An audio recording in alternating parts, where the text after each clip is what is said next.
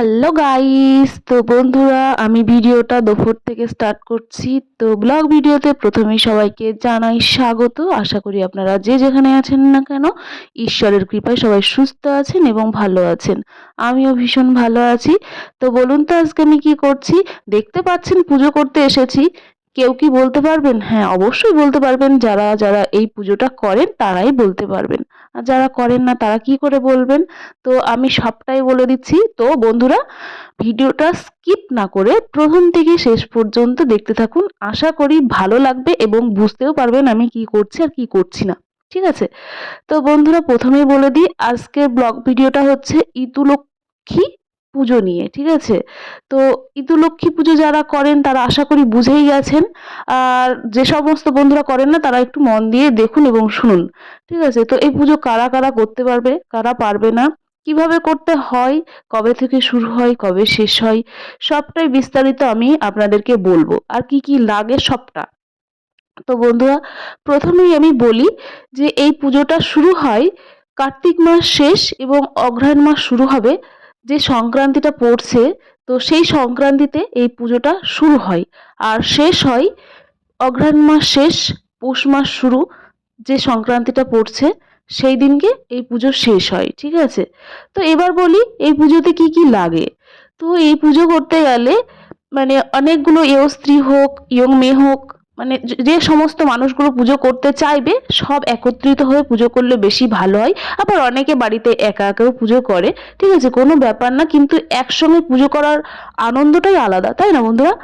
তো যাকগে, আমরা এখানে অনেকজন একসাথে পুজো করছি। কাকিমারা আছে, জেঠিমারা আছে, মাসিমারা আছে, সবাই একসাথে পুজো হচ্ছে। ভীষণ আনন্দ করে পুজো করছি। তো এখানে পুজো করতে গেলে ঘট লাগে আর একটা ঘর লাগে। ঘরটা আগে থেকে তৈরি করে নিতে হয়। আর ঘটগুলো মাটির ঘটও দেওয়া যায়, কাঁসা, পিতল, আবার স্টিল, পাথর, যে যেটা পছন্দ করবে সেইটা। ঠিক আছে? আর নৈবেদ্য লাগে। নৈবেদ্যের মধ্যে লাগে আতপ চাল, ডাল, এইগুলো লাগে, আর ফল লাগে 5 ফল। ঠিক আছে? আর চিনি, দুধ লাগে। আর এই পুজো করার আগে ঘরের মধ্যে পঞ্চশস্য দিতে হয়। একটা হলো কলমির লতা লাগে, আর এক সাইডে দেখতে পাচ্ছেন মানকচু গাছ, আর ব্যানার ঝাড়, একটা তুলসী গাছ, এগুলো লাগে। ওখানে আলপনা, তারপরে হলুদ, সিঁদুর, এগুলো দিয়ে দিতে হয়। আর ঘটেও হলুদ সিঁদুর মাখাতে হয়।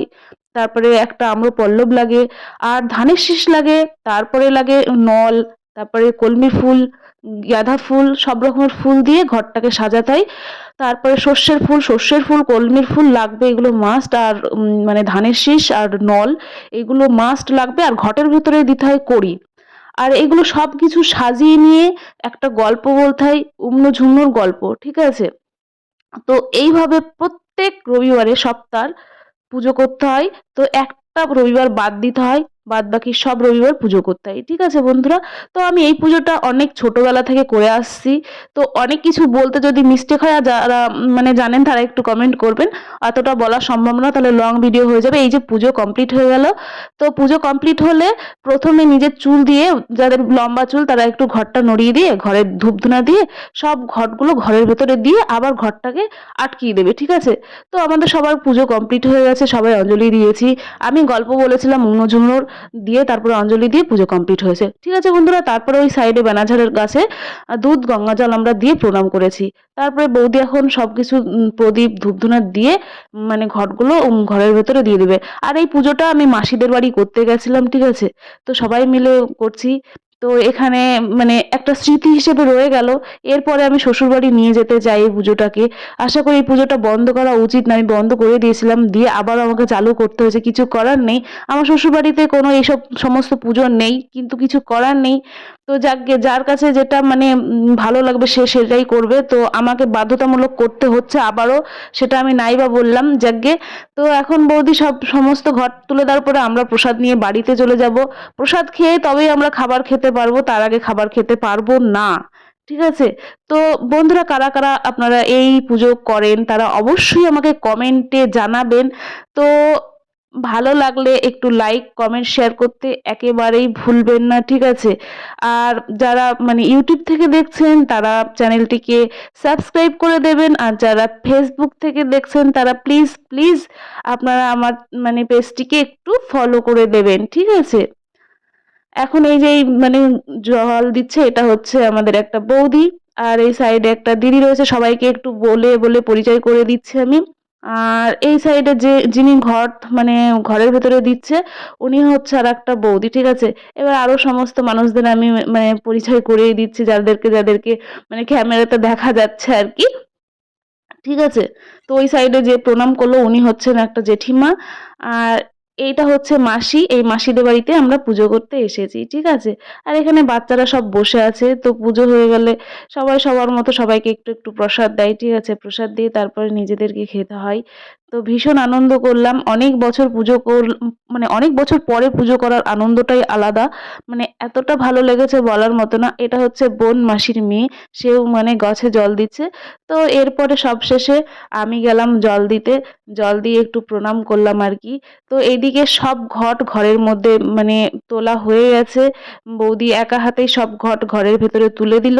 আর এদিকে আমি প্রণামটা সেরে তারপরে একটু সবার সাথে গল্প করেছি দাঁড়িয়ে দাঁড়িয়ে। হ্যাঁ, বাড়ির মালিকটা হচ্ছে মেসো, মেসোকেও একটু দেখিয়ে দেবো, আপনারা ওয়েট করুন একটুখানা।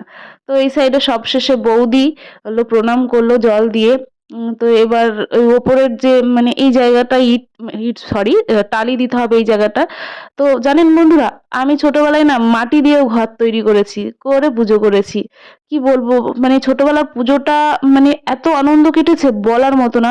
সেই সব দিন মনে পড়লো ভীষণ কষ্ট লাগে, মনে হচ্ছে সেই সব দিন যেন আবার ফিরে আসুক। মানে এতটা আনন্দ করেছি, ভোরবেলা উঠে ফুল তুলতে যাওয়ার আনন্দটা, মানে অনেক কিছু।